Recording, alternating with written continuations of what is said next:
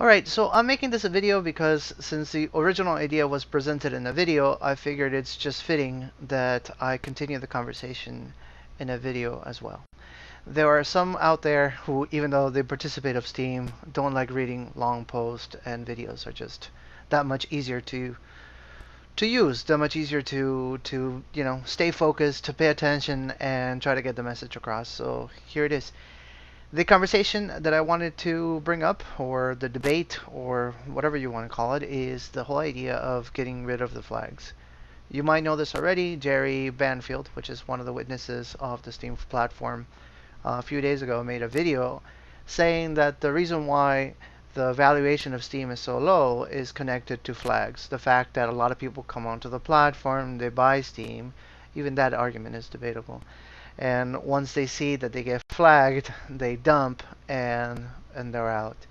And I guess what I'm trying to do with this conversation, or at least with my opinion, is to bring some balance to the whole idea, because yes, that could happen. Yes, it probably has happened a couple times, but that could be anecdotal. And what I mean by that is that if that's not the majority of the time, if that doesn't happen every single day, maybe it's not that relevant. And maybe it doesn't have to happen every single day. But my point is that if I'm trying to progress some sort of narrative, I can come up with numbers and make sure it looks really nice in order to further my narrative. And it does not mean that that is a consensus, that that is a law, that that is a rule, or that that is the main reason. A while ago, just to make a case, I made a little study just because I was trying to be ridiculous about this, about how many people get killed by dogs, saying that we should get rid of dogs. And the numbers are up there. There are people die every single year keep being killed by dogs. But if I was to tell to a reasonable person, hey, I think we need to get rid of dogs. Look at, here are the numbers. Here are the people that died just in Florida, 14 people last year. You would tell me, no, that's ridiculous.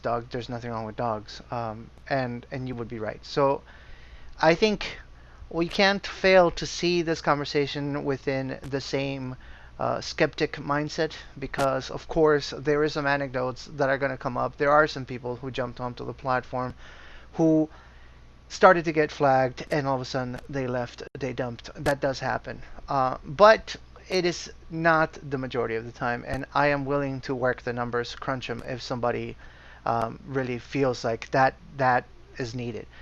However, I think there are some reasons for the conversation to come up.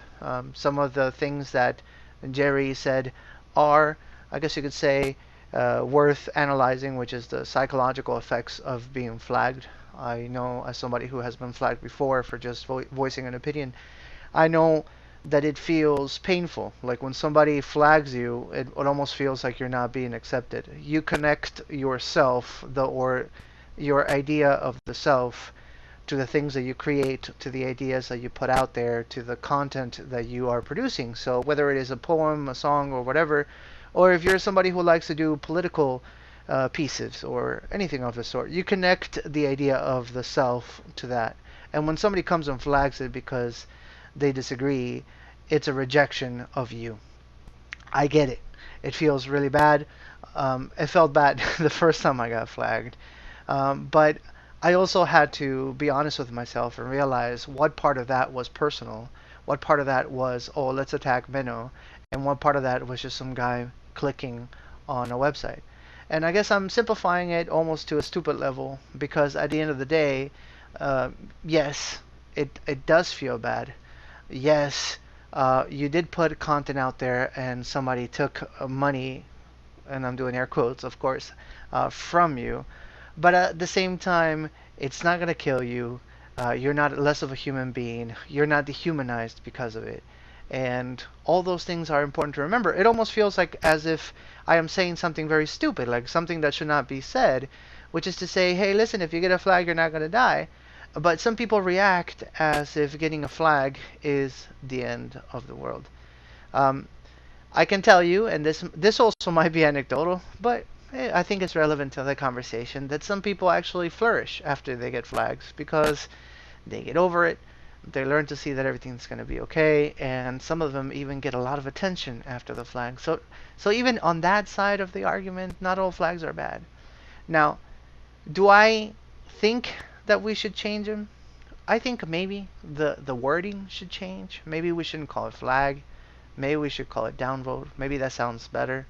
I'm not 100% sure on that one, and maybe there would have to be some sort of consensus so that people, um, voice their input. Uh, the debate happens in a healthy way. There has to be a discourse about the subject, and we could come up with something that makes a little more sense, especially to the new users. Because when somebody comes onto the platform and all of a sudden they didn't know that they can just copy paste when somebody else posted and they get a flag, most of the time they're confused. They don't know what's going on. And even though they do get warnings, I would say the majority of those people are just new users making mistakes. Now, maybe if we call them something different, it would make a difference. But maybe if we also change the way that they work, meaning that they don't actually flag the post by reducing the reputation of the user and taking money from the post itself, maybe we can come up with something that is less aggressive yet as effective, which is to negate somebody else's vote. I think the idea has been proposed before. I don't remember exactly who was the original uh, Steam witness that came up with this idea, but I heard it from Agrode, which would be to have, let's say that somebody votes a particular post for like $2, right? And I happen to think that the post is not worth $2, is overpaid. That wouldn't be me, but I'm just making an example, and I want to remove some rewards from that post. So I can, instead of me flagging the post, I could go in there and negate the vote from the person that gave that post the $2. So what would happen would be that for the user getting flagged, he wouldn't see it as a flag, but he would just see a weaker vote from the person that upvoted him or her. Now, I realize that at the end of the day, that seems the same problem. Like, oh my God, yeah, but they're still taking money away from me. But I think the psychological effects of such a thing are pretty obvious, pretty obviously not as dire. You're not necessarily being attacked for making a post that gets flagged directly, but it's somebody who decided to tip you. I guess let's use that word. You're kind of saying, hey, listen, don't tip that dude that much, kind of deal. So maybe there's something there. I happen to think it's a healthy way of moving forward. But the idea of removing flags of the platform, the idea of us having a system to where anybody and their mother can come in, buy up a bunch of Steam and just upvote whoever they want, is a double-edged sword, and it's really not connected at all to the price of Steam. And I think that has to be said, and it has to be said a bunch of times. We are going through a crypto winter, because that's really the best way to describe it. All the prices are down. Everything's connected to Bitcoin. So the truth of the matter is that today, there's absolutely no altcoin, which Steam is an altcoin, that is doing well.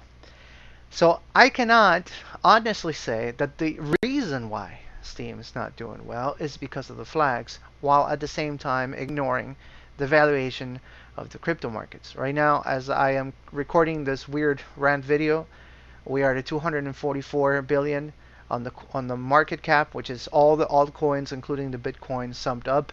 That's the number. That is not a great number. When I first got into crypto, it was right about there, and that was almost like a year ago. So we've taken a big dive back down. A lot of weak hands, as they call them, are being shaken off, and that has nothing to do with flags. So to make that assertion, to say, hey, Steam is down because of flags, would be, if you want to be cognitively consistent, would be to say that flags influence the price of Bitcoin. So like also the flag is a tool to influence the price of Bitcoin. And of course, such an assertion is comical, to say the least. There's no connection there. Now, is the price of Steam currently very low? Yes. Are the rewards down a lot? Yes. Is painful to a lot of people, including me? Yes. But throwing the baby with the bathtub, or whatever, however the expression goes, is not really the answer. I realized today, after having a conversation with another Steemian, that a few people that complain about flags don't really understand the need for them, meaning that they see it as an act of aggression, not so much as an act of policing, and then they also believe that there is a way that the blockchain could police itself without the flags. I very friendly Steemit user told me that issues like child pornography, like criminal activities, really of any sort, should be dealt by the authorities. And then it dawned on me. It's like, oh wow, yeah, I guess some people believe that there is a way that in the way that Steemit works, because they think of it as a website, there is a way for an authority to step in, let's say Steemit Inc., and report an account, and for that account to be found by the FBI, the CIA, or something, I don't know, you name it, and that person that is doing something illegal to be prosecuted. So I guess that notion or that idea has to be clarified, because that's completely impossible. As it works today, you are as anonymous as you want to be on Steam. Like if I never wanted to use my face, I could never use my face. It wouldn't matter. If I never wanted to use my phone number to get an account, I could make one with an on Steam. If I wanted to never use an email, I mean, you name it. It's like I can be as anonymous as I want. And because it's a decentralized application, that DApp, as people call it, there is no way for the authorities to just go to a company, like in this case would be Steemit Inc., and say, hey, listen, let me look at your servers and see where this account is connecting from. Because if we understand how blockchain works, all the different nodes, all the different servers that are running the blockchain are talking to each other, and everything is being connected to absolutely everywhere else. So you can't pinpoint it. And because you can't pinpoint it, there is absolutely no way, at least that I know of, that you could identify where somebody is connecting from, like where the IP is coming from, then talk to the ISP provider, and then come up with the person. I could be wrong. Maybe somebody can correct me about this, but I'm pretty sure that you cannot, in a DApp, which is what we are, with anonymity, which is what, I mean, DApp with anonymity is what we are participating in. There is no way we could get the big brother involved. And then that's the other aspect that I guess I wanted to talk about, which is to say, do we really want a government involved? Do we really want to call the authorities, the FBI? I mean, I also want to be consistent about this, because if I believed at some point in time that the government was the problem, that the government was the real reason why the economy is what it is, the overreach and all that stuff, and that made me move away from the I guess you could call it the normal financial system into the one that I'm currently participating in. And then at the same time I say, government, please save me. I'm being completely inconsistent. It's almost comical. So I guess my point is, if you are participating of the crypto space, if you are here because you came to these conclusions, not because you're like, oh my god, I'm gonna make money quick, which obviously there's a few of those out there, then you need to kind of format or defrag whatever you want the head and figure out if you are really being consistent about this, because you can't have your cake and eat it too. You can't say, oh, I want my financial independence, I want self-governance, I want all these things, and at the same time, oh, but I want the protection of the government. You know, it doesn't work that way. It's not a buffet. It's not like, oh, imagine we apply that to anything, like a relationship. Oh, I want your absolute love and loyalty, but it doesn't mean that I have to do it. So it doesn't work. So, in conclusion, I know I've spoken quite a bit. The the reason why the price of Steam is down is completely disconnected from the flags. We cannot see it and be honest about it and say, oh yeah, that's the reason. There are some issues with Steam that we are going through some growing pains, and chances are that the price is going to stay low for a little while until the new rally, the new crypto rally in general, starts to take off again. However, whatever system we design, whatever, if it's Steam, if it's an SMT, it doesn't really matter. Whatever system we come up with, if we are ever to polish some sort of social media that works for the most people, for the majority of people that want to participate of a crypto-based social media, it has to be a system that can be policed. And I know that word sounds like a punch in the gut, but it has to be a system that can be policed by the community, not by a central government, not by the governance of a few, but by the governance of the majority. Now, I realize that in the case of Steam, A lot of Steam power is collected among um, a very few accounts. I realize that's a challenge, and I realize that angers people. But at the same time, we also have to be consistent about our ideas behind this, because some of the very same people who complain about the Steam power being collected, amassed by very few accounts are the same people that are constantly powering down and constantly selling their Steam. So it's almost like, oh, I have no influence, let me sell my influence. And that makes absolutely no sense. And it's also comical. So anyways, I think this conversation needs to continue, but it has to be balanced and it has to be based on knowledge. We need to definitely address some of the issues of Steam, but I think the main challenge is really to change the culture of the platform, or the people that participate in the platform. Get rid of all that get rich quick mentality that kind of rooted into the platform some months ago. Throw that in the garbage. Get rid of the aggressions that people tend to have, the retaliatory flags. Oh, you flagged me, so I flag you. Let me flag all your posts. We need to get rid of that, but that's a cultural thing. The idea that, oh, the code allows it, that's how the code works, we need to change the code, is to me kind of scapegoating, because it means that I am not liable for my actions, for my decisions, because the code allows it.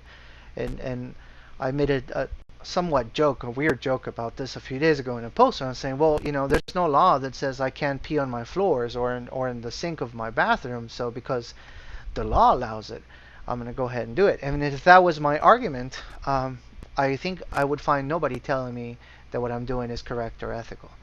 So anyways, that's my point. I hope that the conversation continues, and I hope that you feel compelled to participate with some balanced input and see if we can influence the leadership into moving into the right direction. But it has to be a balanced way. It can't be to an extreme. Anyway, that's it. That's it for this little video.